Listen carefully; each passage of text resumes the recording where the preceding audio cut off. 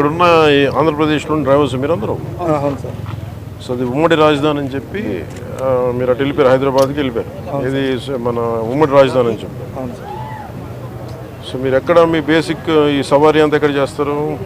Hyderabad local sir. మొత్తం ఎంతమంది ఉన్నారు మీరు? మన మోటార్ ఫీల్డ్కి ఒక 2000 మంది ఉంటాం సార్.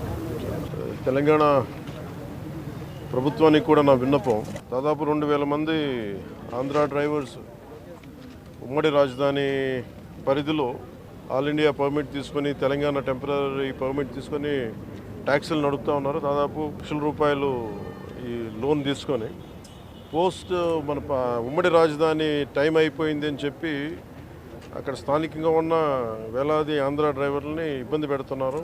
సో ఇది నాకు రాత్రి నా దృష్టికి వచ్చింది, ఇప్పుడు నా దృష్టికి వచ్చింది. నా అపీల్ టు తెలంగాణ గవర్నమెంట్కి, అలాగే తెలంగాణ డ్రైవర్స్ సోదరులకు కూడా నా విన్నపం, ఆంధ్ర డ్రైవర్ ప్రతినిధులు కూడా మీ పొట్ట కొట్టాలని కానీ, తెలంగాణ డ్రైవర్ సోదరులు పొట్టలు కొట్టాలని కానీ, వారి కుటుంబాల తాలూకు ఆ సంపాదనని దెబ్బ కొట్టాలని కూడా ఎవరికి ఉద్దేశం లేదు. కానీ ఉన్న పరిస్థితుల్లో ఇప్పుడు మన ఉమ్మడి రాజధానికి ఉన్నాం కాబట్టి ఉన్న పరిస్థితుల్లో వాళ్ళు లోన్లు తీసుకొని బండ్లు నడుపుకుంటూ వెళ్ళారు, ఇంకా నడుపుకుంటూ ఉన్నారు. నడుపుకుంటూ ఉంటే ఈ పరిస్థితుల్లో మనకి గొడవలు దేనికి? నా అప్పీల్ టు తెలంగాణ డ్రైవర్ సోదరులకు కూడా నా అప్పీల్ ఏంటంటే, తెలంగాణ సంక్షేమం కోసం, తెలంగాణ బాగు కోసం కోరుకునే వ్యక్తుల్లో నేను చాలా బలమైన వ్యక్తిని.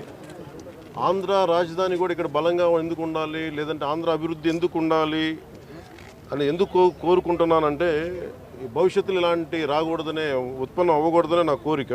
అందుకనే ఆ పరిధిలోనే మేము చేసుకుంటూ వెళ్ళిపోతూ ఉన్నాం. 1-2 లక్షలు లోన్లు తీసేసుకున్నాం.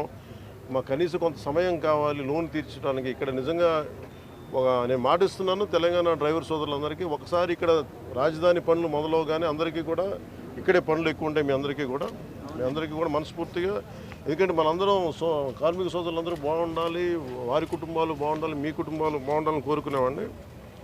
సో ముందస్తుగా నా విన్నపం, క్యాపిటల్ పరిధిలో ఉన్న, హైదరాబాద్ పరిధిలో ఉన్న తెలంగాణ డ్రైవర్ సోదరుల సంఘాలందరికీ కూడా నా విన్నపం ఏంటంటే, ఇది కొద్ది కాలం కొంత సహనంతో భరించండి.